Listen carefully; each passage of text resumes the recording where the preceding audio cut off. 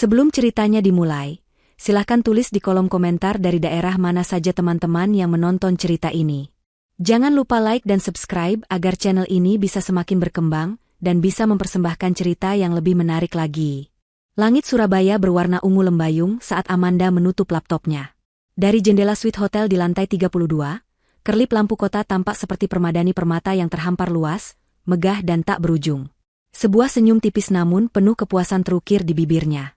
Proyek raksasa pembangunan pusat logistik terpadu di Jawa Timur akhirnya berhasil ia menangkan untuk perusahaannya. Negosiasi alot selama 3 hari melawan konsorsium dari Jepang dan Singapura berakhir dengan kemenangan mutlak. Klien dari Eropa yang ia wakili tak henti-hentinya memuji presentasinya yang brilian, data yang akurat, dan strateginya yang tanpa celah. Amanda merasakan kelelahan yang luar biasa, tetapi ini adalah jenis kelelahan yang membahagiakan, yang datang setelah perjuangan keras dimenangkan. Ia menegakkan punggungnya, merasakan sedikit nyeri di bahu akibat duduk terlalu lama, lalu berjalan menuju meja kecil di sudut ruangan. Di sana, dalam sebuah bingkai perak sederhana, terpajang foto pernikahannya. Ia dan Damar, suaminya, tersenyum lebar ke arah kamera. Damar tampak begitu gagah dengan beskap berwarna gading, dan Amanda sendiri merasa seperti ratu sehari dalam balutan kebaya putihnya. Foto itu diambil 5 tahun yang lalu, menjadi penanda dimulainya sebuah babak baru yang ia yakini akan penuh dengan kebahagiaan. Amanda meraih bingkai itu, ibu jarinya mengelus lembut wajah Damar di dalam foto. Inilah alasan dari semua kerja kerasnya. Inilah tujuan dari semua malam tanpa tidur dan perjalanan dinas yang melelahkan. Untuk Damar. Untuk keluarga mereka. Untuk masa depan yang ia rancang dengan begitu sempurna di dalam kepalanya. Sejak awal, Amanda tahu keluarga Damar bukanlah keluarga biasa. Mereka memiliki standar hidup yang tinggi, namun tidak diimbangi dengan sumber pendapatan yang sepadan. Ayah mertuanya sudah lama pensiun. Ibu Ratna, ibu mertuanya, adalah seorang sosialita yang arisannya tak pernah putus, dan Rika, adik iparnya, adalah seorang gadis manja yang impian terbesarnya adalah memiliki butik mewah tanpa mau bersusah payah. Damar sendiri bekerja di sebuah perusahaan swasta dengan posisi manajerial tingkat menengah. Gajinya cukup untuk hidup nyaman, tetapi tidak akan pernah cukup untuk menopang gaya hidup seluruh keluarganya.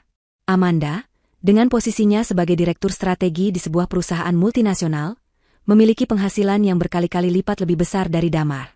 Namun, demi menjaga harga diri suaminya, Amanda setuju untuk tidak menonjolkan perannya. Di depan keluarga besar, Damar adalah kepala keluarga yang sukses. Merekalah yang membeli rumah besar di kawasan elit itu. Merekalah yang mampu membeli 2 mobil mewah. Merekalah yang membiayai liburan keluarga ke luar negeri setiap tahun. Padahal, di balik layar, Amandalah mesin uang yang bekerja tanpa henti. Ia yang mentransfer dana untuk cicilan rumah setiap bulan. Ia yang membayar lunas mobil Alphard untuk ibu mertuanya dan sedan sport untuk Rika. Ia yang mengisi pundi-pundi rekening Damar, agar suaminya tidak pernah tampak kekurangan di depan keluarganya. Ia melakukan semua itu atas nama cinta, atas nama pengabdian seorang istri. Ia pikir, pengorbanan ini adalah wujud baktinya, sebuah investasi untuk keharmonisan rumah tangga. Ia meletakkan kembali bingkai foto itu, dan merebahkan diri di tempat tidur yang empuk. Rasanya ia ingin segera menelepon Damar, berbagi kabar gembira tentang kemenangan proyek ini. Kemenangan ini berarti bonus akhir tahun yang sangat besar, cukup untuk melunasi sisa utang usaha butik Rika yang terus merugi dan mungkin cukup untuk mengajak Ibu Ratna berlibur ke Eropa seperti yang selalu diimpikannya. Membayangkan wajah bahagia mereka membuat Amanda tersenyum. Ia meraih ponselnya dari meja nakas, hendak mencari nama Damar di kontak. Namun, sebelum jarinya sempat menyentuh layar, ponsel itu bergetar hebat. Sebuah panggilan masuk. Nama, Mama Mertua, tertera di sana. Amanda sedikit terkejut. Ibu mertuanya jarang sekali menelepon, apalagi selarut ini. Biasanya beliau hanya akan mengirim pesan singkat jika ada perlu. Dengan sedikit perasaan heran bercampur senang, Amanda menggeser tombol hijau. Mungkin Mama rindu, pikirnya. Mungkin beliau ingin menanyakan kapan aku pulang. Halo, Ma. Selamat malam, sapa Amanda dengan suara selembut mungkin, mencoba menyembunyikan nada lelahnya. Hening sejenak di seberang sana. Hanya terdengar suara napas yang sedikit memburu. Tidak ada jawaban ramah seperti biasanya. Tidak ada sapaan, halo, nak, atau, bagaimana kabarmu? Yang ada hanya keheningan yang terasa ganjil dan dingin. Halo, Ma, Mama baik-baik saja? Amanda bertanya lagi, sedikit cemas. Lalu, suara Ibu Ratna akhirnya terdengar. Bukan suara hangat seorang ibu, melainkan suara tajam dan dingin seperti bilah es. Amanda, aku tidak punya banyak waktu untuk basa-basi denganmu. Jantung Amanda mulai berdebar kencang. Ada yang tidak beres. Ada apa, Ma? Apa terjadi sesuatu? Ya, terjadi sesuatu, sahut Ibu Ratna, nadanya semakin ketus. Kami sekeluarga sudah mengambil keputusan. Keputusan yang seharusnya sudah kami ambil sejak lama. Keputusan apa, Ma? Amanda tidak mengerti, bisiknya lirih. Kepalanya mulai pusing, mencoba mencerna arah pembicaraan yang aneh ini. Keputusan untuk membersihkan rumah kami dari benalu sepertimu, desis Ibu Ratna. Kata, benalu, itu diucapkan dengan penekanan yang begitu kejam, menusuk langsung ke ulu hati Amanda. Dunia Amanda seakan berhenti berputar. Udara di dalam kamar hotel yang dingin tiba-tiba terasa menyesakkan. Benalu? Maksud Mama apa? Jangan pura-pura bodoh. Kami sudah muak denganmu. Kami sudah tidak sudi melihat wajahmu lagi di rumah kami. Suara Ibu Ratna mulai meninggi, penuh dengan amarah yang meluap-luap. Cepat angkat kakimu dari rumah anakku. Jangan pernah kembali. Kalimat itu bagaikan petir yang menyambar di siang bolong. Amanda merasakan ponsel di tangannya bergetar hebat, atau mungkin tangannya lah yang gemetar tak terkendali. Napasnya tercekat di tenggorokan. Ia mencoba berbicara, tetapi tidak ada suara yang keluar. Pikirannya kosong. Ia pasti salah dengar. Ini pasti mimpi buruk. Ma, ini pasti salah paham. Kenapa Mama bicara seperti itu? Apa salah Amanda? Akhirnya ia berhasil berbisik. Suaranya parau. Salahmu? Ibu Ratna tertawa. Tawa yang kering dan mengerikan. Salahmu adalah kamu tidak sepadan dengan keluarga kami. Kamu hanya perempuan biasa yang beruntung dinikahi anakku. Kamu tidak membawa apa-apa selain kesialan. Tapi, Ma. Cukup, bentak Ibu Ratna. Dengarkan baik-baik, Amanda. Mulai detik ini, kamu bukan lagi bagian dari keluarga ini. Paham? Jangan pernah hubungi Damar lagi. Jangan pernah mencoba datang ke rumah. Barang-barangmu yang tidak seberapa itu akan kami buang ke jalanan. Setiap kata adalah cambukan. Setiap kalimat adalah sayatan pisau. Amanda masih mencoba mencari logika di tengah kegilaan ini. Bagaimana mungkin? Pagi tadi sebelum berangkat, Damar masih memeluknya dan mendoakan kesuksesannya.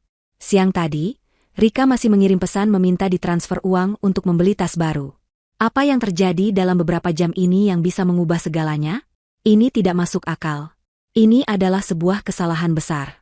Ma, tolong, Ma. Beritahu Amanda apa yang terjadi.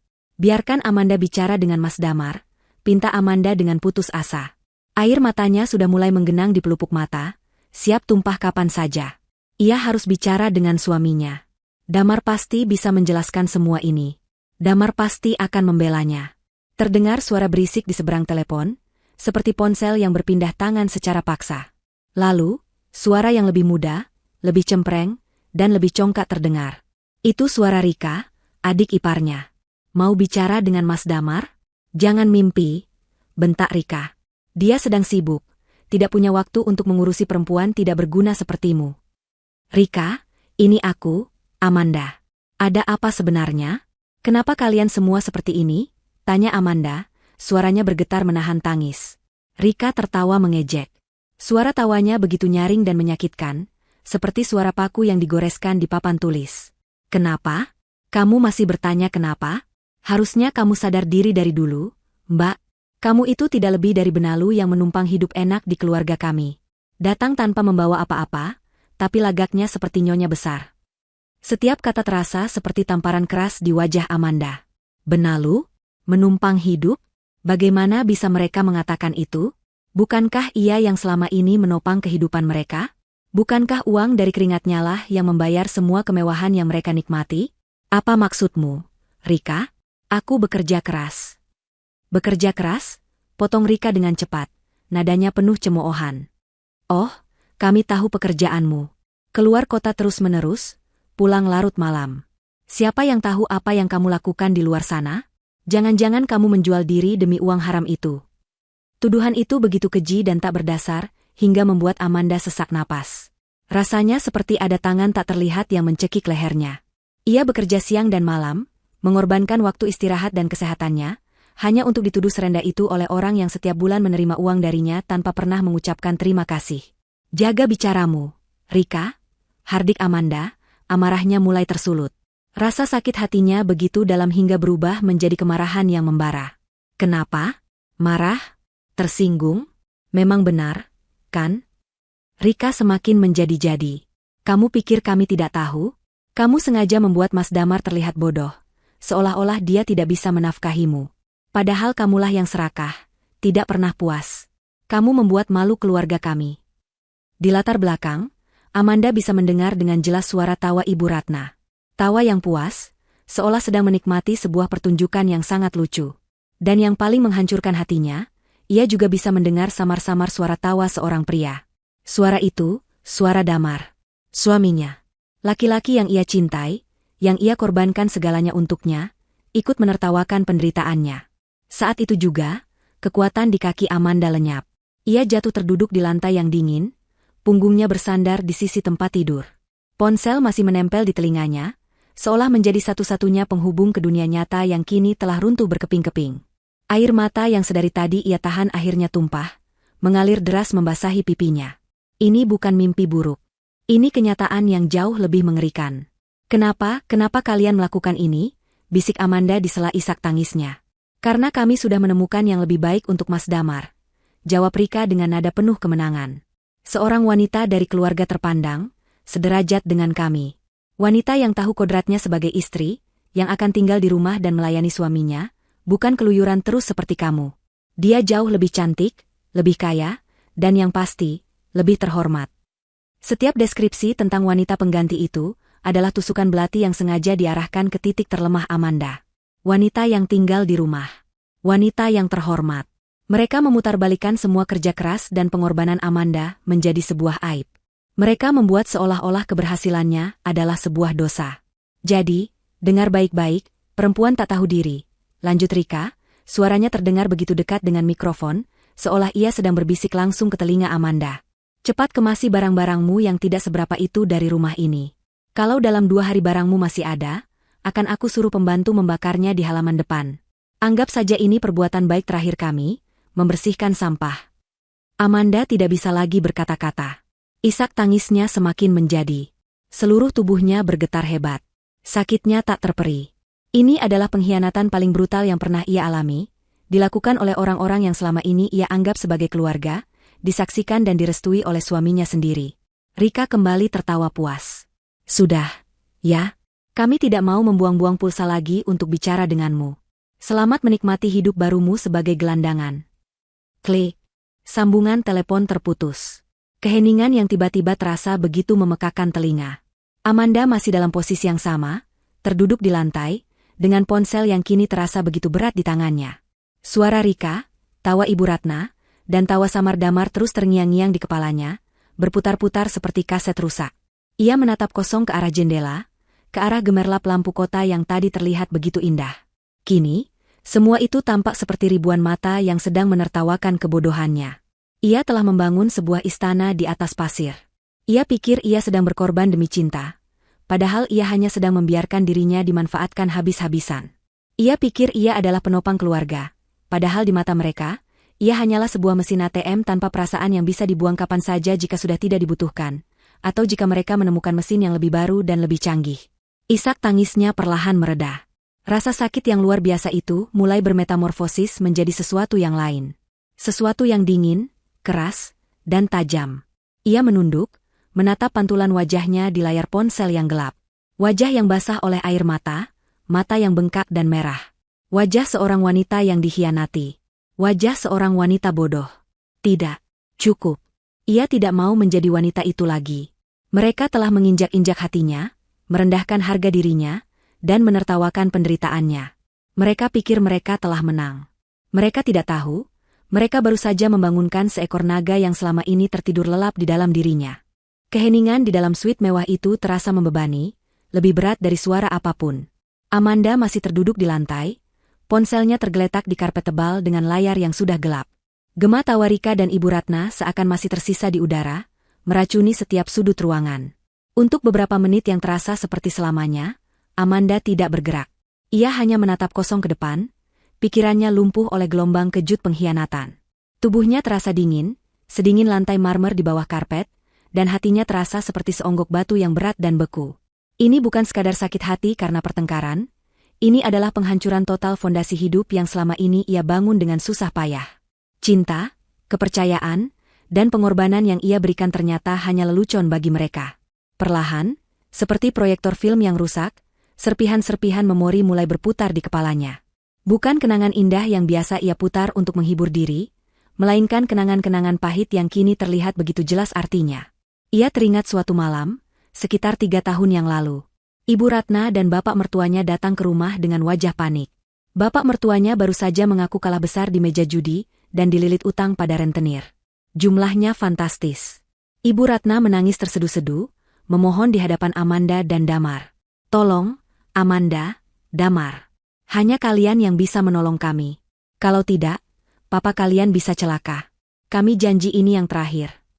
Amanda, yang saat itu baru saja mengumpulkan cukup uang untuk membeli sebuah apartemen kecil sebagai investasi pertamanya, merasa ragu.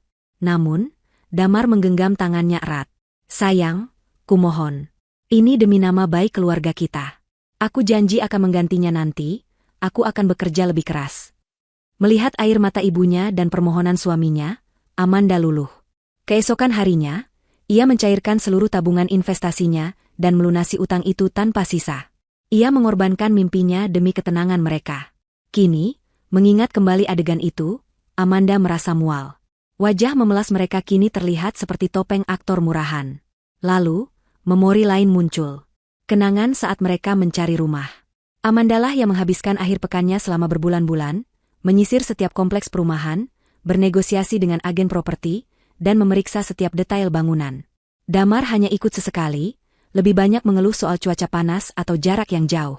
Ketika akhirnya Amanda menemukan rumah yang sempurna, rumah yang kini mereka tempati, ia yang membayar penuh uang mukanya dari bonus tahunannya. Saat proses akad kredit, Damar menariknya ke samping dan berbisik, "Sayang, aku tahu ini uangmu. Tapi demi harga diriku di depan keluarga, bolehkah sertifikatnya atas namaku dulu? Aku tidak mau terlihat seperti suami yang tidak mampu. Nanti kalau sudah aman, kita urus balik nama." Amanda, yang begitu mencintai dan ingin menjaga perasaan suaminya, menyetujuinya tanpa berpikir panjang. Ia menandatangani dokumen sebagai penjamin, membiarkan namanya tercantum sebagai pembayar cicilan, sementara nama Damar tertera gagah sebagai pemilik tunggal. Saat itu ia merasa itu adalah tindakan cinta. Sekarang, ia sadar itu adalah tindakan kebodohan yang monumental. Ia telah menyerahkan senjata paling tajam ke tangan musuhnya. Kemudian, bayangan Rika yang manja menari-nari di benaknya. Rika datang dengan proposal bisnis butik yang ditulis asal-asalan di atas kertas binder. Ia meminta modal yang sangat besar untuk menyewa ruko di mal kelas atas, merenovasinya dengan interior mahal, dan membeli stok baju dari desainer abal-abal. Amanda tahu dari awal bahwa itu adalah resep bencana. Tapi Damar lagi-lagi membujuknya. "Biarkan saja, sayang. Daripada Rika tidak ada kegiatan dan terus meminta uang jajan. Anggap saja ini untuk menyibukkan dia." Maka, sekali lagi, Amanda mengalah. Ia mentransfer ratusan juta rupiah ke rekening Rika.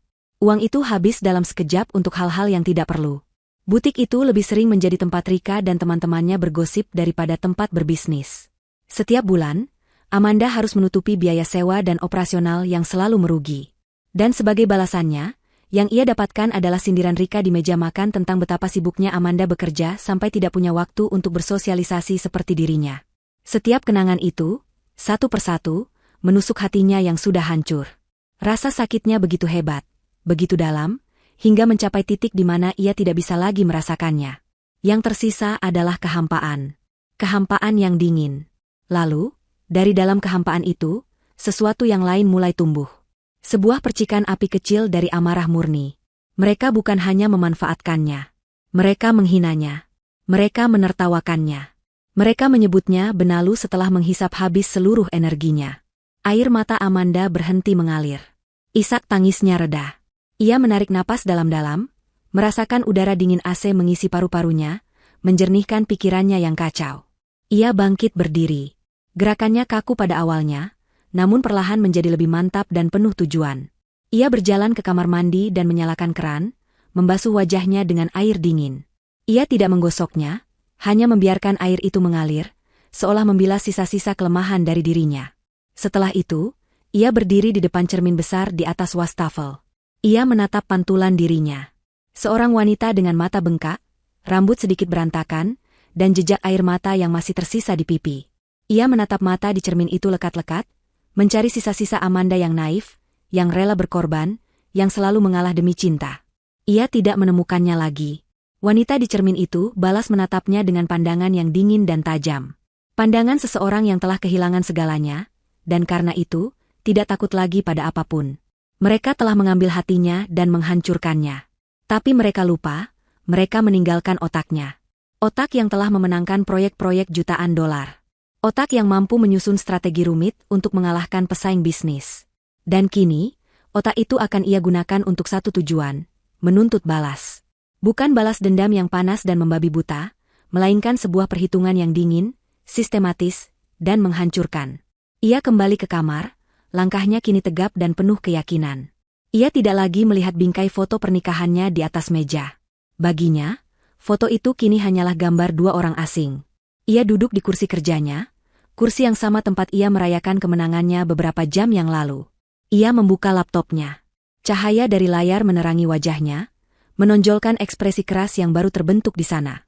Jari-jarinya menari dengan cepat di atas papan ketik, membuka aplikasi perbankan, email, dan folder-folder berisi dokumen penting. Amanda menatap layar di hadapannya, daftar aset dan aliran dana yang selama ini ia kelola seorang diri. Semua ini adalah hasil kerja kerasnya, keringatnya, darahnya, dan ia telah dengan bodohnya membiarkan parasit-parasit itu menikmatinya. Waktunya berpesta sudah selesai. Waktunya membayar tagihan telah tiba. Ia menyunggingkan senyum tipis. Senyum pertama setelah telepon mengerikan itu. Namun, ini bukan senyum kebahagiaan. Ini adalah senyum predator yang telah menemukan mangsanya. Ia bergumam pada dirinya sendiri, suaranya pelan namun mantap, penuh dengan janji yang kelam. Kalian yang memulai. Aku yang akan mengakhiri. Malam telah berganti menjadi dini hari. Di luar jendela, kota Surabaya mulai menggeliat, namun di dalam kamar hotel Amanda, sebuah badai yang tak terlihat sedang diciptakan. Jari jemarinya bergerak dengan presisi yang dingin di atas laptop. Tidak ada lagi keraguan. Tidak ada lagi emosi. Yang ada hanyalah eksekusi dari sebuah rencana yang terbentuk dengan cepat di benaknya yang cemerlang. Langkah pertama adalah memutus semua arteri keuangan. Ia tahu, sebagai nasabah prioritas, banknya menyediakan layanan personal yang aktif 24 jam. Ia menekan nomor kontak manajer bank pribadinya, Pak Tirtayasa, seorang pria parubaya yang selalu memperlakukannya dengan hormat. Selamat pagi, Pak Tirta. Maaf mengganggu sepagi ini, ucap Amanda. Suaranya terdengar sangat tenang, datar, dan profesional, seolah sedang membahas transaksi bisnis biasa. Tidak ada sedikit pun getar yang mengisyaratkan kehancuran yang baru saja ia alami. Pagi, Bu Amanda. Tidak masalah sama sekali. Ada yang bisa saya bantu? Jawab suara ramah di seberang sana. Ya. Saya perlu melakukan beberapa tindakan pengamanan segera pada akun saya, kata Amanda. Pertama, saya minta semua kartu kredit tambahan yang terhubung dengan akun utama saya atas nama Damar Prasetyo, Ratna Wulandari, dan Rika Anjani diblokir secara permanen. Efektif saat ini juga. Hening sejenak. Pak Tirtayasa terdengar sedikit terkejut. Baik, Bu. Bisa saya konfirmasi, pemblokiran permanen untuk ketiga nama tersebut? Benar. Permanen, tegas Amanda. Kedua, hentikan semua jadwal transfer otomatis dari rekening saya. Terutama transfer bulanan ke rekening atas nama Damar Prasetyo dan rekening atas nama butik Cantika milik Rika Anjani. Hentikan semuanya, mulai hari ini. Siap, Bu. Sedang kami proses. Terdengar suara ketikan cepat di latar belakang. Ada lagi, Bu Amanda? Ada. Saya ingin membuka satu rekening baru, atas nama saya sendiri, Amanda Wijaya.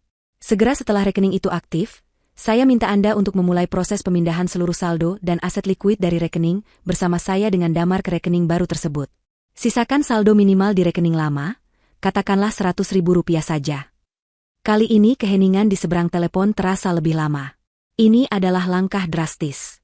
Pak Tirtayasa berdeham pelan. Baik, Bu Amanda. Sesuai instruksi. Sebagai prosedur, apakah ada masalah keamanan yang perlu kami waspadai? Anggap saja begitu, jawab Amanda dingin. Dan satu hal lagi, Pak Tirta. Mulai sekarang, jangan layani permintaan apapun terkait akun-akun ini dari pihak selain saya. Tidak peduli itu suami saya atau ibu mertua saya. Semua harus melalui konfirmasi langsung dari saya. Catat itu sebagai instruksi prioritas tertinggi.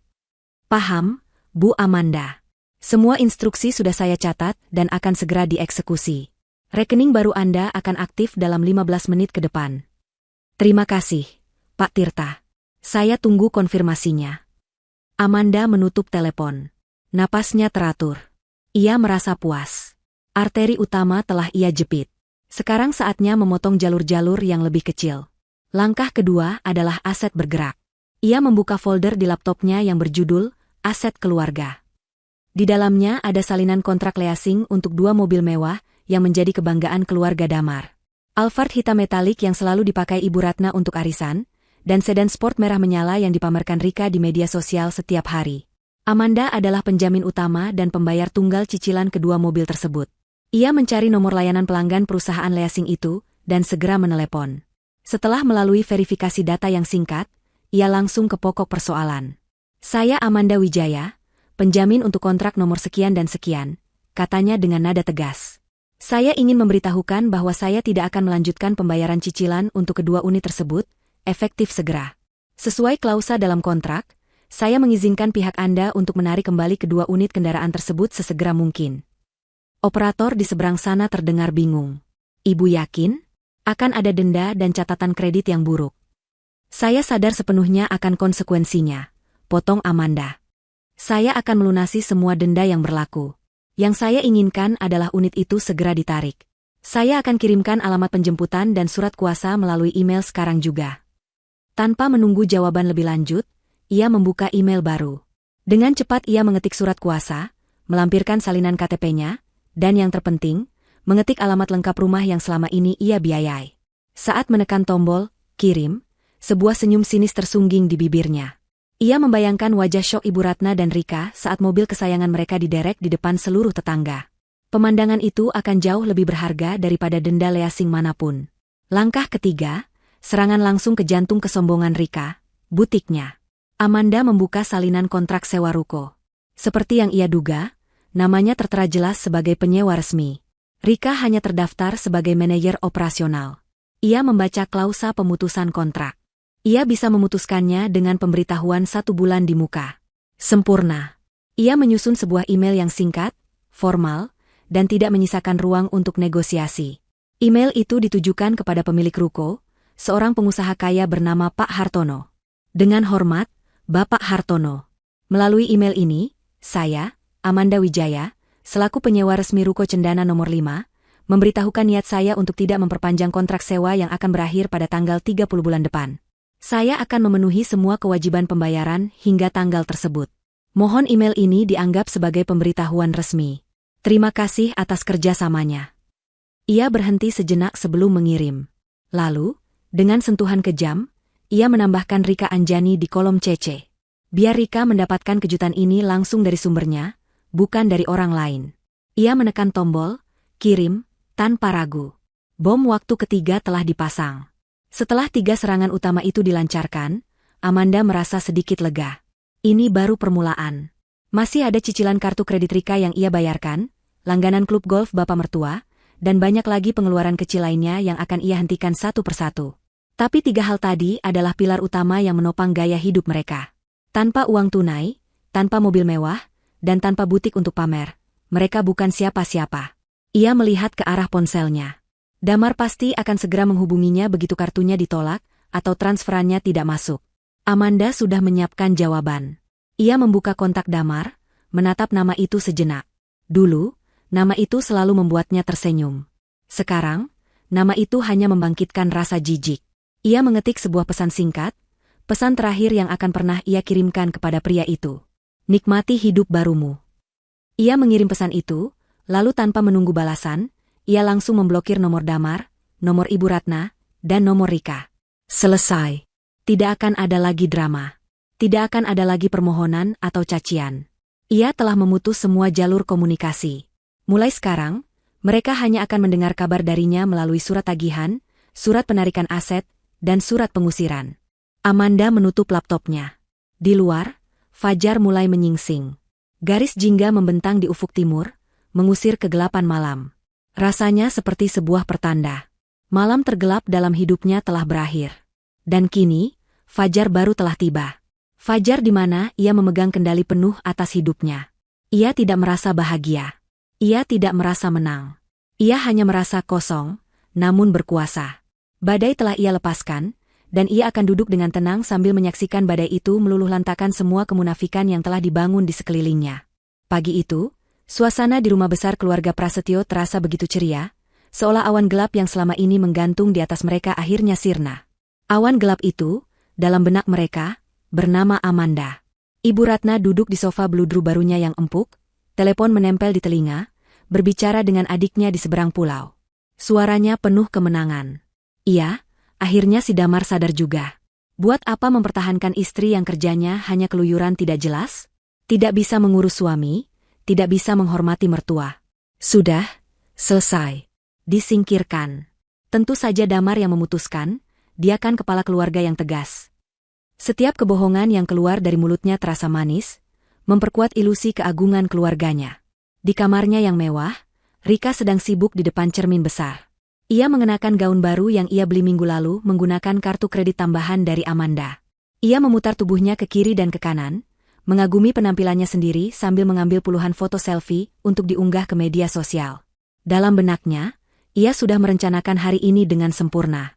Pertama, ia akan pergi ke mall paling elit di Jakarta, membeli tas tangan edisi terbatas yang sudah lama ia incar. Setelah itu, ia akan makan siang cantik bersama teman-teman sosialitanya, di mana ia akan menjadi pusat perhatian dengan cerita dramatis tentang bagaimana kakaknya yang malang akhirnya berhasil melepaskan diri dari istri yang tidak sepadan. Tanpa Amanda, ia merasa lebih leluasa. Tidak ada lagi mata yang seolah menghakimi setiap kali ia berbelanja. Damar sendiri duduk di meja makan, menyeruput kopinya sambil membaca berita di tabletnya. Ia berusaha menampilkan raut wajah yang tenang dan berwibawa, seperti seorang raja yang baru saja membuat dekret penting untuk kerajaannya. Namun, jauh di dalam hatinya, ada sebersit rasa gelisah yang coba ia tekan. Pesan singkat dari Amanda tadi malam, nikmati hidup barumu, terasa aneh, dingin dan final. Tapi ia menepis perasaan itu. Ibunya dan adiknya benar, ini adalah yang terbaik. Amanda terlalu dominan, terlalu mandiri. Ia butuh istri yang bisa ia kendalikan, yang akan menatapnya dengan penuh kekaguman, bukan sebagai rekan kerja. Nanti juga dia akan kembali memohon-mohon, pikir Damar dalam hati, mencoba meyakinkan dirinya sendiri. Dia tidak akan bisa hidup tanpaku. Sekitar pukul 11 siang, neraka mulai menampakkan gerbangnya. Rika, dengan langkah angkuh, memasuki butik desainer ternama di dalam mall. Ia langsung menunjuk tas yang ia inginkan. Saya ambil yang ini, katanya kepada pramuniaga dengan gaya acuh tak acuh, seolah membeli barang seharga puluhan juta adalah hal biasa. Di meja kasir, ia menyerahkan kartu kredit berwarna hitamnya dengan gerakan elegan. Teman-temannya di belakangnya menatap dengan kagum. Pramuniaga itu menggesek kartu tersebut. Sekali, dua kali. Lalu ia menatap Rika dengan ekspresi canggung. Mohon maaf, Bu, kartunya ditolak. Wajah Rika langsung memerah. Apa maksudmu ditolak? Coba lagi. Mesin kalian pasti rusak. Hardiknya, suaranya naik beberapa oktav. Pramuniaga itu mencoba lagi, dan hasilnya sama. Teman-teman Rika mulai berbisik-bisik di belakangnya. Malu dan panik, Rika merogoh dompetnya dan mengeluarkan kartu lain. Kartu cadangan yang juga difasilitasi oleh Amanda. Pakai yang ini. Kartu kedua pun bernasib sama. Ditolak, Bu. Dunia Rika seakan runtuh. Penghinaan ini, di depan teman-temannya, adalah mimpi buruk terburuknya. Dengan wajah panas karena menahan malu, ia membanting kartu itu ke meja. Tidak jadi. Butik payah. Serunya sebelum bergegas keluar, meninggalkan teman-temannya yang saling pandang dengan senyum tertahan. Di dalam mobil, ia mencoba menelepon Damar dengan amarah yang meledak-ledak, namun panggilannya tidak diangkat. Pada saat yang hampir bersamaan, di sebuah restoran hotel bintang 5, Ibu Ratna sedang berada di puncak kejayaannya. Ia baru saja selesai menceritakan versi mulianya tentang pengusiran Amanda kepada teman-teman arisannya. Mereka semua menatapnya dengan kagum, memuji ketegasan keluarganya. Untuk menambah kesan, saat tagihan datang, Ibu Ratna dengan angkuh berkata, "Sudah, biar hari ini saya yang traktir. Anggap saja syukuran kecil." Ia menyerahkan kartunya kepada pelayan. Beberapa menit kemudian, manajer restoran datang ke mejanya dengan wajah serba salah. Ia membungkuk dan berbisik, "Mohon maaf yang sebesar-besarnya, Ibu Ratna. Sepertinya ada masalah dengan kartu Ibu. Transaksinya tidak bisa diproses." Senyum di wajah Ibu Ratna membeku. "Oh, mungkin gangguan jaringan," katanya, mencoba tertawa ringan, meskipun jantungnya mulai berdebar kencang. Ia memberikan kartu lainnya. Beberapa menit kemudian, sang manajer kembali dengan permintaan maaf yang sama. Wajah teman-teman arisannya yang tadi penuh kekaguman kini berubah menjadi kasihan dan sedikit mengejek. Pesta kemenangannya berubah menjadi panggung penghinaan. Dengan tangan gemetar, Ibu Ratna terpaksa meminjam uang dari salah satu temannya untuk membayar bagiannya sendiri. Ia pulang dengan taksi, menahan malu yang tak terkira. Di rumah, Damar sedang mengalami kepanikannya sendiri. Rika sudah tiba lebih dulu dan kini sedang mengamuk, menuduh Damar tidak becus mengurus keuangan. Ibu Ratna masuk rumah dengan wajah kelam, dan langsung ikut menyalahkan putranya. Di tengah kekacauan itu, Damar mencoba membuka aplikasi mobile banking di tabletnya. Jantungnya serasa mencelos saat melihat saldo di rekeningnya, Rp127.543. Angka yang mustahil. Seharusnya ada ratusan juta di sana. Transfer bulanan dari Amanda, yang selalu ia anggap sebagai dana operasional keluarga, tidak masuk. Pasti ada kesalahan sistem di bank, seru Damar, lebih untuk meyakinkan dirinya sendiri daripada ibu dan adiknya. Ia menyambar kunci mobil dan bergegas ke ATM terdekat. Ia memasukkan kartu debitnya dengan tangan sedikit gemetar, mengetik PIN, dan memilih jumlah penarikan maksimal. Mesin ATM berbunyi beberapa saat, lalu kartu itu keluar kembali bersama secari kertas. "Maaf, saldo Anda tidak mencukupi."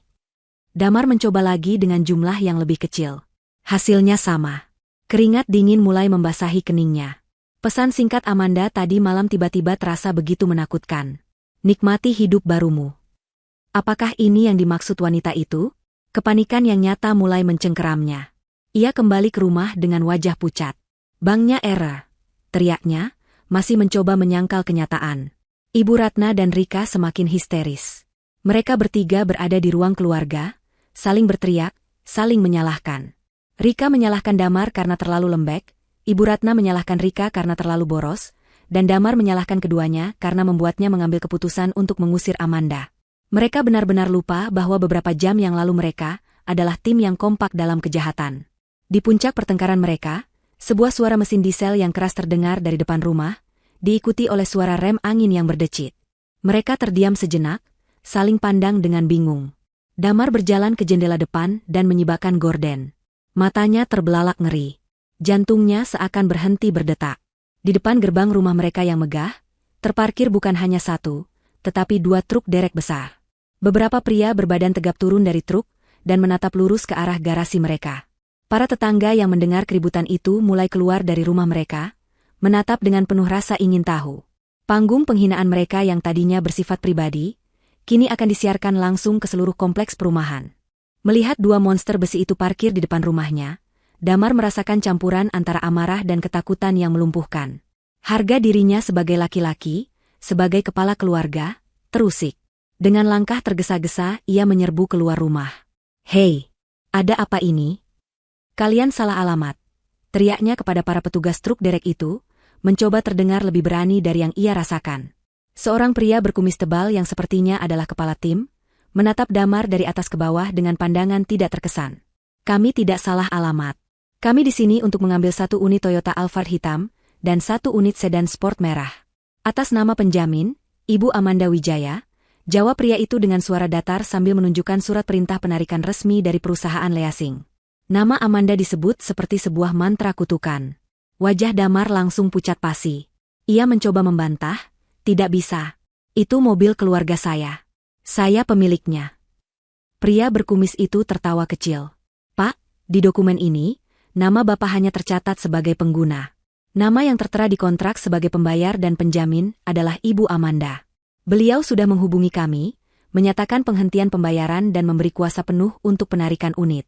Kalau Bapak mau protes, silakan hubungi beliau atau perusahaan kami. Tugas kami di sini hanya mengambil mobil." Ibu Ratna dan Rika yang menyusul keluar kini mulai menjerit histeris. "Tidak boleh. Ini perampokan. Pergi kalian," teriak Ibu Ratna sambil mencoba menghalangi jalan. Rika bahkan lebih dramatis, Ia memeluk kap mesin sedan merah kesayangannya sambil menangis meraung-raung. Pemandangan itu menjadi tontonan gratis yang sangat menarik bagi para tetangga. Beberapa dari mereka bahkan sudah mengeluarkan ponsel dan mulai merekam. Penghinaan itu kini terabadikan secara digital. Para petugas yang sudah biasa menghadapi drama semacam ini tetap bekerja dengan profesional. Mereka dengan sopan namun tegas menyingkirkan Ibu Ratna dan Rika. Dalam waktu kurang dari 15 menit, kedua mobil yang menjadi simbol status dan kebanggaan keluarga Prasetyo itu sudah berada di atas truk derek. Saat truk-truk itu mulai bergerak meninggalkan kompleks, membawa serta harga diri mereka, Damar hanya bisa menatap kosong. Ia merasa seperti seorang jenderal yang baru saja melihat benderanya direbut oleh musuh di tengah medan perang. Ketika mereka kembali masuk ke dalam rumah dengan langkah gontai, teror yang sesungguhnya baru saja dimulai. Ponsel Rika berdering. Di layar tertera nama, supplier baju import. Dengan enggan ia mengangkatnya. Suara di seberang sana tidak ramah. Mbak Rika, ini tagihan 3 invoice terakhir Anda sudah jatuh tempo. Kapan mau dibayar? Totalnya 120 juta. Belum sempat Rika menjawab, ponsel Damar pun berbunyi. Nomor tak dikenal. Ternyata dari pihak bank yang menangani pinjaman pribadinya. Selamat siang, Pak Damar. Kami hanya ingin menginformasikan bahwa pembayaran cicilan pinjaman Anda untuk bulan ini telah ditolak karena dana tidak mencukupi. Damar terdiam. Cicilan itu? Bukankah Amanda yang selalu mengurusnya? Di tengah rentetan panggilan teror itu, sebuah notifikasi email masuk ke ponsel Rika. Pengirimnya adalah Pak Hartono, pemilik ruko butiknya, dengan subjek, pemutusan kontrak sewa. Dengan tangan gemetar Rika membukanya. Matanya terbelalak membaca email balasan yang isinya mengonfirmasi penerimaan pemberitahuan dari Amanda, dan meminta Rika untuk segera mengosongkan ruko sebelum akhir bulan. Di bagian bawah, ia melihat jejak email asli yang dikirim Amanda. Namanya tercantum di kolom CC. Wanita itu sengaja memastikan ia melihatnya. Aarg. Rika menjerit sejadi-jadinya, melempar ponselnya ke sofa. Butikku. Dia mengambil butikku. Dasar perempuan iblis. Dia mau menghancurkan hidup kita. Ibu Ratna ikut panik. Ini tidak bisa dibiarkan. Dia sudah gila. Damar, kamu harus melakukan sesuatu. Laporkan dia ke polisi. Tuntut dia. Damar, dalam keputusasaannya, meraih ponselnya dan menelepon seorang teman lamanya yang bekerja sebagai pengacara. Dengan napas tersengal-sengal ia menceritakan situasinya, tentu saja dengan versi yang memojokkan Amanda. Temannya itu mendengarkan dengan sabar, lalu bertanya beberapa pertanyaan sederhana. Damar, maaf sebelumnya. Kontrak leasing mobil itu atas nama siapa? Amanda, tapi aku yang pakai. Pembayaran cicilan rumah setiap bulan ditransfer dari rekening siapa? Rekening bersama, tapi sumber utamanya dari dia. Modal dan sewa butik adikmu, siapa yang membayar? Amanda. Di setiap jawaban, suara Damar semakin pelan dan lemah. Temannya di seberang telepon menghela napas. Mar, aku tidak bisa membantumu. Secara hukum, Amanda tidak melakukan kesalahan apapun. Dia hanya mengambil kembali apa yang menjadi miliknya. Dia menghentikan pembayaran atas aset yang memang dia yang biayai. Kamu tidak punya dasar hukum untuk menuntutnya. Justru, kalau dia mau, dia yang bisa menuntutmu. Telepon itu ditutup. Damar merasa seluruh tulangnya lemas. Ia bukan hanya miskin, ia juga tidak berdaya. Ia telah terperangkap dalam jaring yang ia bantu tenun sendiri. Di tengah suasana duka dan keputusasaan itu, bel rumah berbunyi. Seorang kurir berseragam berdiri di depan pintu, sambil membawa sebuah kotak kardus berukuran sedang. Paket untuk keluarga Bapak Damar Prasetyo, katanya. Rika yang membukakan pintu, merebut paket itu dengan kasar, mengira mungkin ada sedikit harapan di dalamnya. Mereka bertiga berkumpul di sekitar meja ruang tamu, menatap kotak itu seolah-olah bisa meledak kapan saja. Dengan gerakan cepat, Damar merobek selotipnya dan membuka kotak itu. Isinya bukanlah bom. Isinya jauh lebih menghancurkan. Di dalamnya terdapat beberapa map dokumen yang tersusun rapi, masing-masing diberi label dengan tulisan tangan yang elegan. Map pertama berlabel, Rumah Kita. Damar membukanya dan menemukan salinan perjanjian kredit, bukti transfer uang muka ratusan juta dari rekening pribadi Amanda, dan rekapitulasi pembayaran cicilan selama 5 tahun terakhir, semuanya dari rekening Amanda. Map kedua berlabel, Kendaraan Keluarga. Isinya sama, bukti pembayaran lunas dan cicilan leasing untuk Alphard dan sedan sport. Map ketiga membuat Ibu Ratna terkesiap. Labelnya, Utang Papa. Di dalamnya ada salinan surat perjanjian utang bapak mertua dengan rentenir, lengkap dengan fotokopi KTP-nya, dan bukti transfer pelunasan sebesar hampir setengah miliar rupiah dari Amanda. Dan map terakhir, yang paling tebal, berlabel, sumber kehidupan. Isinya adalah printout rekening koran selama 5 tahun. Halaman demi halaman menunjukkan aliran dana dari Amanda ke rekening Damar, ke rekening Rika, ke kartu kredit mereka. Setiap transfer diberi keterangan, uang belanja bulanan, dana liburan keluarga ke Jepang, biaya perawatan mobil, modal butik tahap 1, subsidi sewa ruko.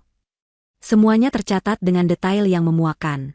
Itu adalah sebuah buku besar yang membuktikan bahwa seluruh eksistensi mereka, setiap helai baju mahal yang mereka kenakan, setiap hidangan mewah yang mereka santap, adalah hasil dari kemurahan hati wanita yang mereka sebut Benalu. Di atas tumpukan dokumen yang membongkar semua kebohongan mereka itu, tergeletak secari kertas kecil. Sebuah catatan dengan tulisan tangan yang sama. Hanya ada satu kalimat di sana. Inilah harga dari Benalu yang kalian usir. Tidak ada teriakan. Tidak ada amukan. Yang ada hanyalah keheningan yang mencekam. Ibu Ratna menatap kertas-kertas itu, wajahnya seputih kapas, napasnya tersengal-sengal. Rika mundur beberapa langkah, tangannya menutup mulutnya, matanya membelalak ngeri. Damar hanya bisa terduduk lemas di sofa, menatap bukti tak terbantahkan dari kelemahannya. Kebenaran itu tidak datang dengan suara keras, melainkan dengan bisikan sunyi yang menampar mereka jauh lebih keras daripada tamparan manapun. Mereka bukan hanya kehilangan harta, mereka kehilangan muka, harga diri, dan seluruh cerita hidup yang mereka banggakan. Mereka hanyalah parasit, dan inangnya baru saja melepaskan diri.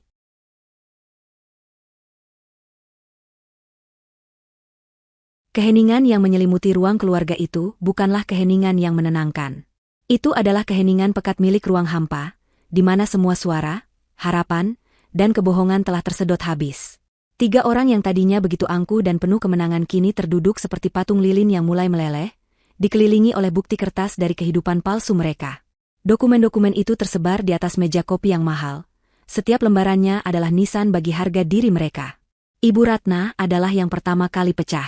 Wanita yang seumur hidupnya membangun citra sebagai matriark terhormat dari keluarga kaya itu, kini melihat fondasi citranya hancur menjadi debu.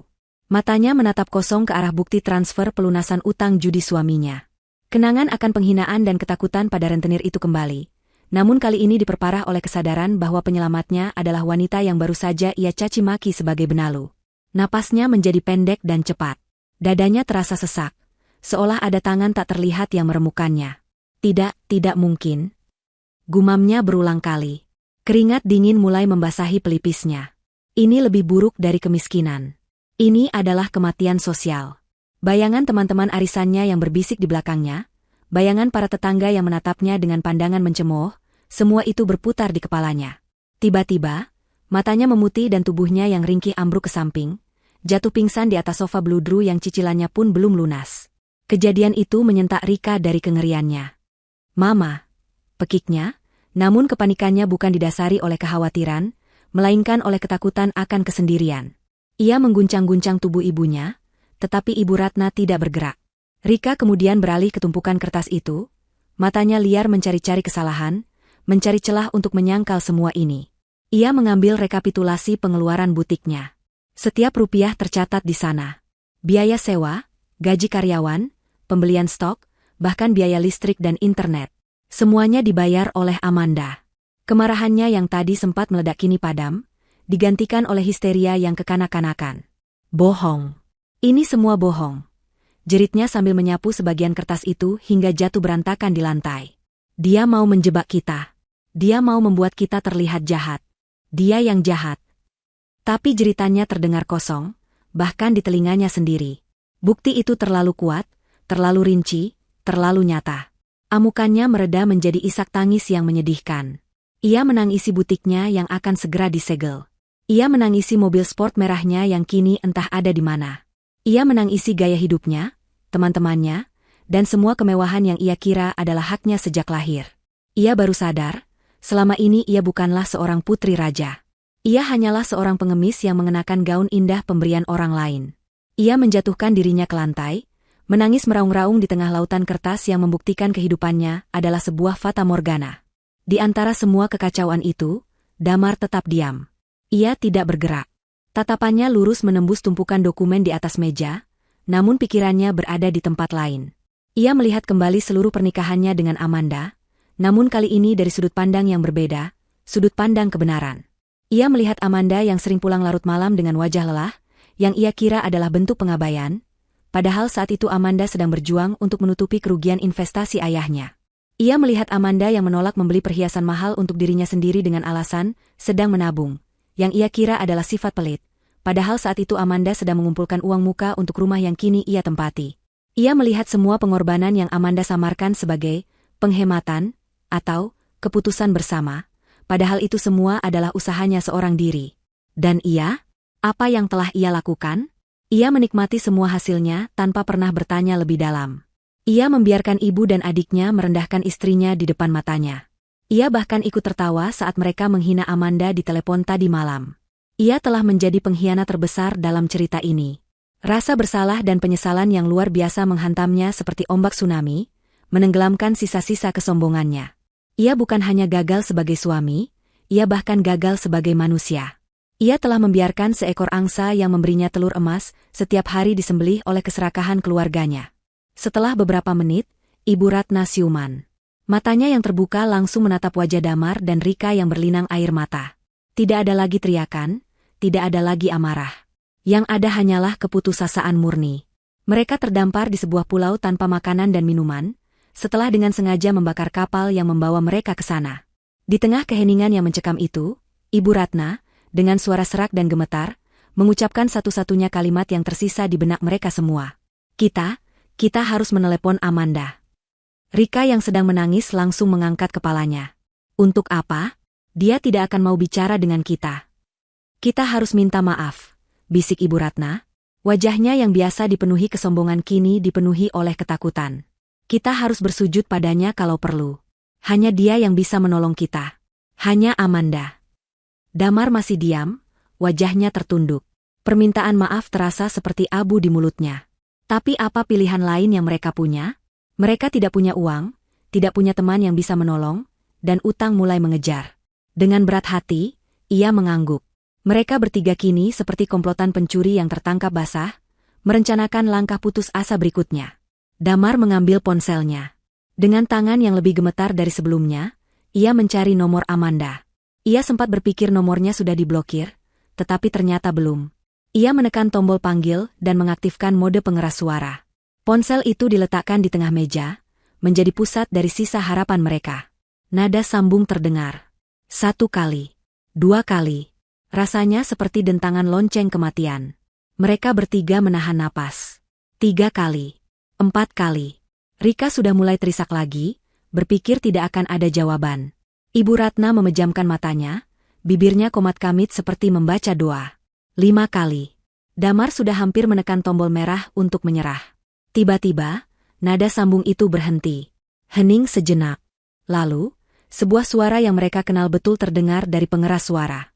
Suara itu tidak marah, tidak histeris. Suara itu tenang, dingin, dan terkendali. Ada apa? Satu pertanyaan singkat itu terdengar lebih mengintimidasi daripada 1000 makian. Itu adalah suara sang ratu yang sedang menatap para pemberontak yang telah gagal dan kini berlutut di hadapannya. Suara Amanda yang tenang itu menyentak mereka bertiga seperti sengatan listrik. Mereka saling pandang, mata mereka dipenuhi kepanikan, tidak ada yang tahu siapa yang harus bicara lebih dulu. Ibu Ratna, dengan sisa-sisa keberanian yang didorong oleh keputusasaan, memberi isyarat kepada Damar. Damar menelan ludah, tenggorokannya terasa kering. Namun, sebelum Damar sempat membuka mulut, Ibu Ratna sudah tidak sabar. Ia merebut posisi di depan ponsel, menjatuhkan dirinya dari sofa ke lantai dalam sebuah gerakan yang dramatis. Ia benar-benar bersujud di atas karpet, seolah Amanda bisa melihatnya dari seberang telepon. Amanda, Nak, ini Mama. Ucapnya dengan suara yang dibuat serak dan penuh penyesalan. Air mata, yang kali ini adalah air mata ketakutan, mengalir deras di pipinya yang mulai keriput. Mama minta maaf. Nak, maafkan Mama. Mama sudah berdosa sama kamu. Mama hilaf. Nak, Mama dirasuki setan. Semua yang Mama katakan kemarin itu bohong. Kamu adalah menantu terbaik di dunia, Amanda. Kamu itu malaikat penolong keluarga ini, permata kami. Rentetan pujian yang memuakan itu keluar dari mulut yang sama yang beberapa jam lalu menyebut Amanda benalu. Ibu Ratna terus menangis meraung-raung, memukul-mukul dadanya sendiri. Mama mohon, nak, jangan hukum kami seperti ini. Maafkan Mama yang tua dan bodoh ini. Mama janji, mulai sekarang Mama akan melayanimu seperti seorang ratu. Mama akan melakukan apa saja. Apa saja, nak, tolong. Rika, melihat ibunya sudah memulai sandiwara, tidak mau ketinggalan. Ia mendorong ibunya sedikit ke samping dan ikut berlutut di depan ponsel. Mbak Amanda ini Rika. Isaknya, mencoba meniru gaya ibunya. Rika juga minta maaf. Mbak, Rika kurang ajar, Rika tidak tahu diri. Rika menyesal. Semua yang Rika katakan itu bohong, Rika hanya iri sama Mbak. Mbak itu panutan Rika. Ia berhenti sejenak untuk menarik napas di sela isak tangisnya. Tolong, Mbak, jangan ambil butik Rika. Itu satu-satunya impian Rika. Rika janji akan bekerja dengan benar. Rika akan jadi adik ipar yang paling baik. Rika bisa jadi asisten Mbak. Rika bisa membersihkan sepatu Mbak setiap hari. Apa saja, Mbak, Rika mohon, jangan biarkan teman-teman Rika melihat Rika jadi gembel.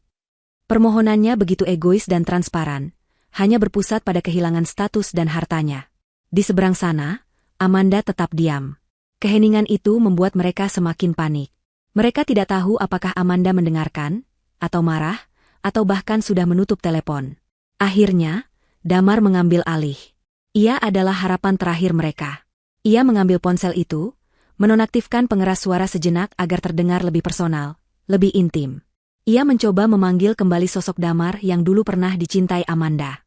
Sayang, Amanda, ini aku, Mas Damar, bisiknya dengan suara bergetar, berusaha keras memunculkan air mata.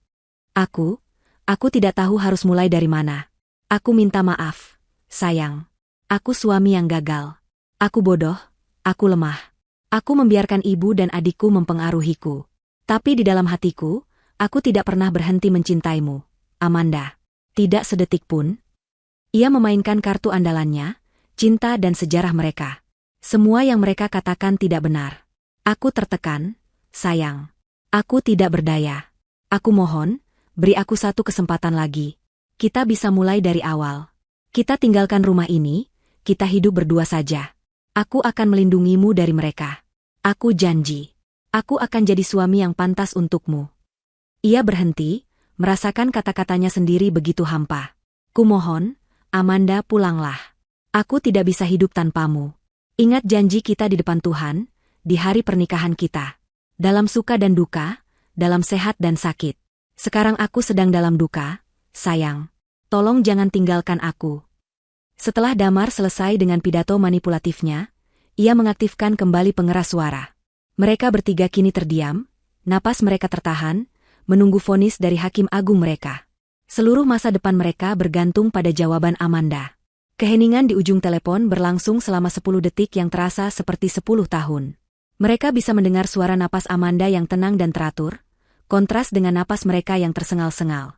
Lalu, sebuah suara tawa kecil terdengar. Bukan tawa bahagia. Bukan tawa lucu. Itu adalah tawa yang dingin, sinis, dan penuh dengan cemoohan. Tawa seseorang yang sedang menonton pertunjukan komedi yang sangat buruk. Sudah selesai sandiwaranya? Suara Amanda akhirnya terdengar, setiap katanya tajam seperti pecahan kaca. Bagus sekali akting kalian.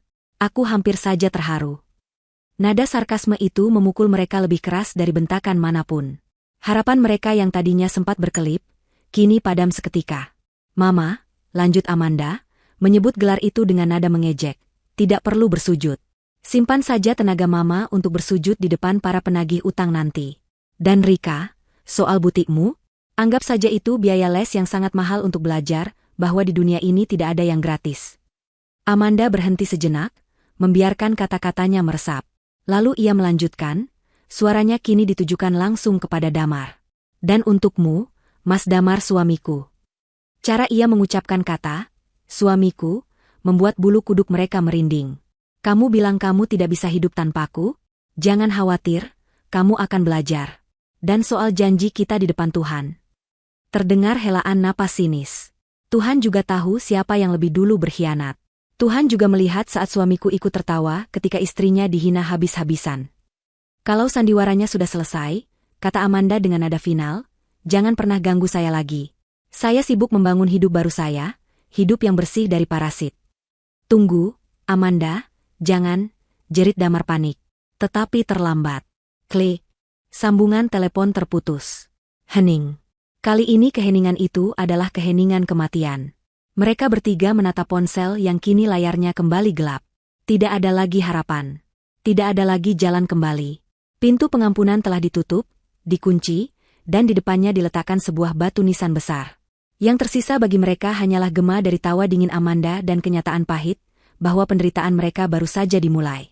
Beberapa minggu setelah panggilan telepon terakhir yang menghancurkan itu, surat resmi dari bank datang. Itu bukan surat permohonan, melainkan surat perintah pengosongan rumah. Karena Amanda adalah penjamin utama dan pembayaran cicilan telah berhenti total, bank tidak membuang waktu untuk memulai proses penyitaan. Mereka diberi waktu 14 hari untuk mengemasi barang-barang mereka dan pergi. 14 hari untuk meninggalkan istana yang mereka kira milik mereka selamanya. Proses pindahan adalah parade penghinaan pertama mereka. Tidak ada lagi jasa pindahan profesional dengan truk-truk besar dan para pekerja berseragam. Yang ada hanya mereka bertiga, dengan tenaga yang terkuras oleh stres dan gizi buruk, mencoba memasukkan barang-barang ke dalam kardus-kardus bekas yang mereka kumpulkan dari warung terdekat. Mereka baru menyadari betapa sedikitnya barang yang benar-benar menjadi milik mereka. Set sofa mewah, lemari pajangan dari kayu jati, ranjang ukuran raja, semuanya akan ditarik kembali oleh toko furnitur, karena cicilannya yang menunggak kini tak terbayar. Mereka hanya bisa membawa pakaian, beberapa perabot tua, dan sisa-sisa harga diri mereka yang sudah compang-camping. Para tetangga yang dulu selalu menyapa mereka dengan hormat kini, hanya menonton dari balik gorden, berbisik-bisik, dan sesekali menggelengkan kepala. Tujuan mereka adalah sebuah rumah kontrakan kecil yang berhasil ditemukan Damar di gang sempit dan padat di pinggiran kota. Untuk mencapainya saja mereka harus melewati jalan becek dan got yang mampet. Rumah itu sendiri lebih mirip sangkar daripada tempat tinggal. Hanya ada 2 kamar tidur sempit, 1 kamar mandi yang berbau lembab, dan sebuah ruang tengah yang merangkap sebagai dapur. Dindingnya kusam dengan cat yang mengelupas, dan lantainya adalah semen kasar yang dingin. Dari istana marmer ke penjara beton. Ibu Ratna menangis sesenggukan saat pertama kali melangkahkan kakinya ke dalam, sementara Rika hanya berdiri mematung di ambang pintu, matanya kosong menatap sarang laba-laba di langit-langit. Kehidupan baru mereka adalah siksaan yang berjalan lambat. Bagi Ibu Ratna, ini adalah neraka dunia. Wanita yang terbiasa menghabiskan paginya di salon dan siangnya di restoran mahal kini, harus menghabiskan harinya berdebat dengan penjual sayur di pasar becek, untuk mendapatkan potongan harga Rp1.000. Gosip, yang dulu menjadi senjatanya, kini berbalik menyerangnya. Ibu-ibu tetangga di gang itu, menjadikannya bahan pembicaraan utama. Itu loh, janda yang katanya dulu kaya raya, sekarang beli telur saja nawarnya setengah mati. Begitu bisik-bisik yang sering ia dengar. Suatu hari, mimpi terburuknya menjadi kenyataan. Saat sedang membeli beras eceran, ia berpapasan dengan salah satu teman arisan lamanya yang kebetulan sedang mengunjungi kerabat di daerah itu. Wanita itu menatap Ibu Ratna dari ujung kepala hingga ujung kaki dengan pandangan jijik bercampur kasihan, sebelum bergegas pergi tanpa menyapa. Hari itu, Ibu Ratna pulang dan mengurung diri di kamar, menolak untuk makan. Bagi Rika, kehidupan ini adalah akhir dari dunianya. Tanpa uang, tanpa status, teman-teman sosialitanya lenyap seperti embun di pagi hari. Teleponnya tidak pernah berdering lagi, kecuali dari nomor-nomor tak dikenal yang ternyata adalah penagih utang kartu kredit. Terpaksa oleh rasa lapar, ia mencoba mencari pekerjaan. Namun, dengan ijazah SMA pas-pasan dan tanpa pengalaman kerja apapun selain menjadi bos palsu di butiknya, tidak ada perusahaan yang mau menerimanya. Ia mencoba bekerja sebagai pelayan di sebuah kafe. Di hari pertamanya, ia menumpahkan nampan berisi pesanan ke pangkuan pelanggan karena sibuk bermain ponsel. Ia dimaki habis-habisan dan langsung dipecat. Ia mencoba lagi sebagai penjaga toko baju, tapi ia lebih sering mengkritik selera pelanggan daripada melayani mereka. Ia tidak bertahan lebih dari seminggu. Setiap kegagalan membuatnya semakin pahit dan pemarah, melampiaskan frustrasinya pada ibu dan kakaknya di rumah kontrakan yang pengap itu. Bagi Damar, setiap hari adalah pengingat akan kegagalannya. Stres dan rasa malu membuatnya tidak bisa fokus bekerja. Performanya di kantor anjlok, dan setelah beberapa kali mendapat surat peringatan, ia akhirnya diberhentikan. Ia menjadi pengangguran. Seorang pria tanpa pekerjaan, tanpa rumah, tanpa harga diri. Teman-temannya yang dulu sering menepuk punggungnya dan memuji kesuksesannya, kini bahkan tidak membalas pesannya saat ia mencoba meminjam uang. Ia menghabiskan hari-harinya duduk di kursi plastik reot di teras kontrakan, menatap kosong ke gang sempit, pikirannya terus memutar ulang kesalahannya. Ia adalah kapten kapal yang dengan sengaja menabrakkan kapalnya ke gunung es. Kondisi hidup yang sulit tidak membuat mereka bersatu.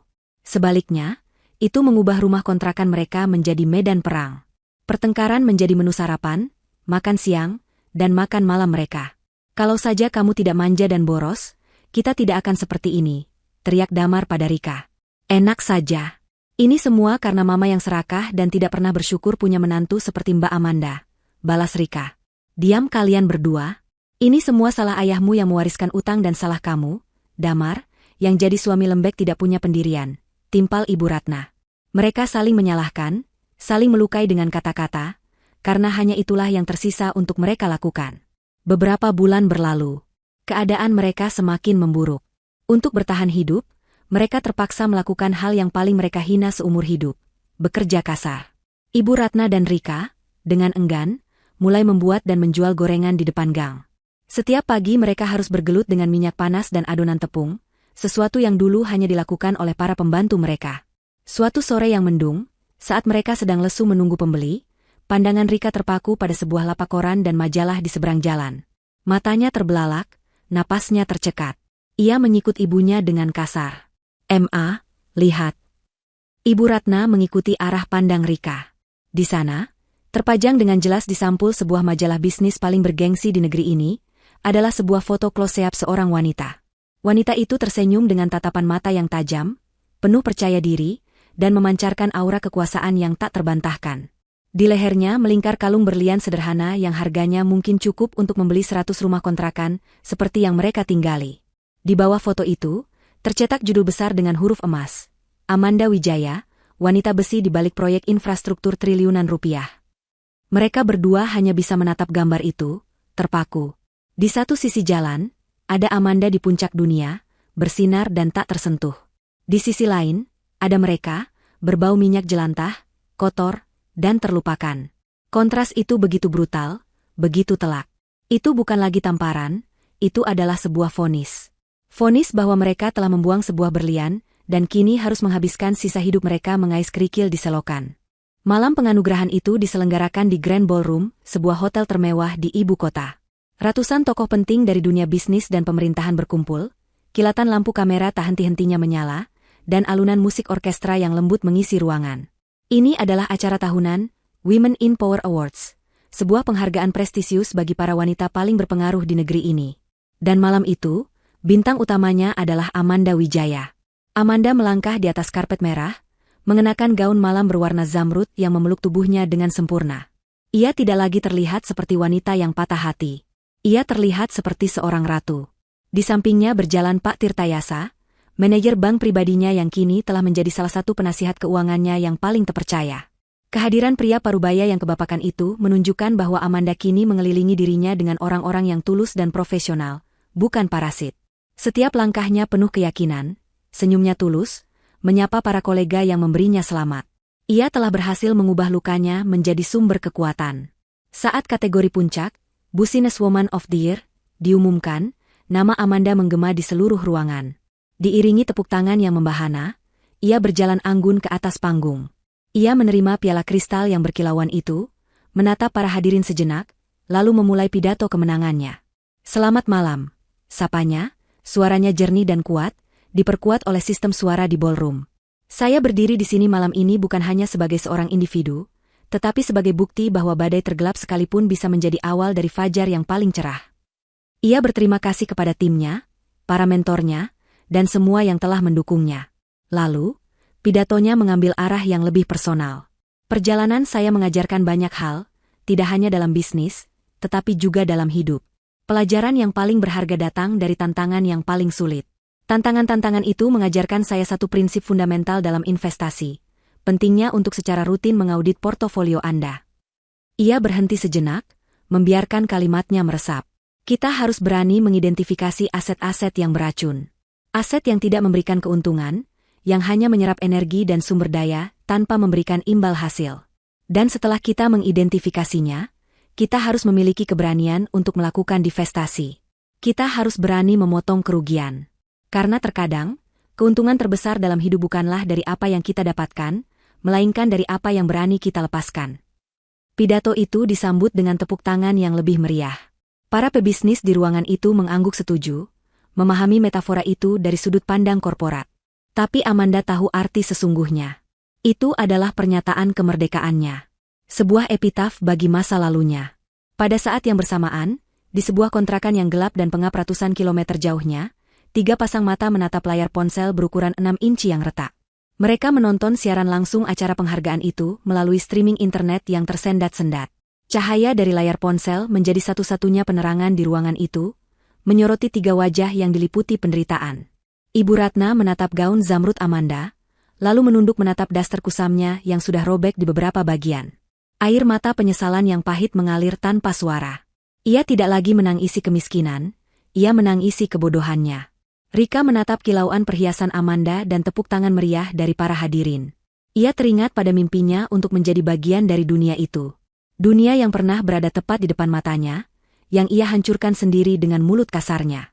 Isak tangisnya tertahan di tenggorokan, terlalu lelah bahkan untuk menangis dengan benar. Dan damar. Ia menatap wajah Amanda di layar. Wajah yang kini terlihat begitu asing, begitu kuat, begitu bahagia. Tidak ada lagi jejak cinta atau kesedihan untuknya di sana. Ia benar-benar telah dilupakan. Ia melihat wanita yang seharusnya menua bersamanya, kini berdiri di puncak dunia sendirian, setelah melepaskan beban mati sepertinya. Itulah hukuman terberat baginya. Bukan kemiskinan, tapi kenyataan bahwa ia tidak lagi berarti apa-apa bagi wanita yang pernah menjadi dunianya. Kamera kembali menyorot Amanda di atas panggung. Ia mengangkat pialanya tinggi-tinggi, senyumnya lebar dan tulus, matanya bersinar menatap masa depan yang cerah. Adegan terakhir beralih dengan cepat. Satu frame menunjukkan close-up wajah Amanda yang bersinar di bawah cahaya keemasan panggung, penuh kemenangan dan kebebasan. Frame berikutnya menunjukkan close-up 3 wajah di dalam kegelapan, diterangi hanya oleh cahaya redup dari layar ponsel yang menampilkan kesuksesan Amanda. Cerita tidak berakhir dengan mereka memohon lagi. Cerita berakhir dengan kesunyian. Amanda melanjutkan hidupnya yang gemilang, sementara mereka bertiga ditakdirkan untuk menghabiskan sisa umur mereka dalam penyesalan abadi, selamanya menjadi penonton dari kebahagiaan yang pernah mereka buang. Karma telah disajikan. Bukan dengan amarah yang panas, tetapi dengan hidangan dingin berupa kesuksesan yang tak terbantahkan dan pengabaian yang mutlak. Dan bagi para penonton, itulah akhir yang paling memuaskan.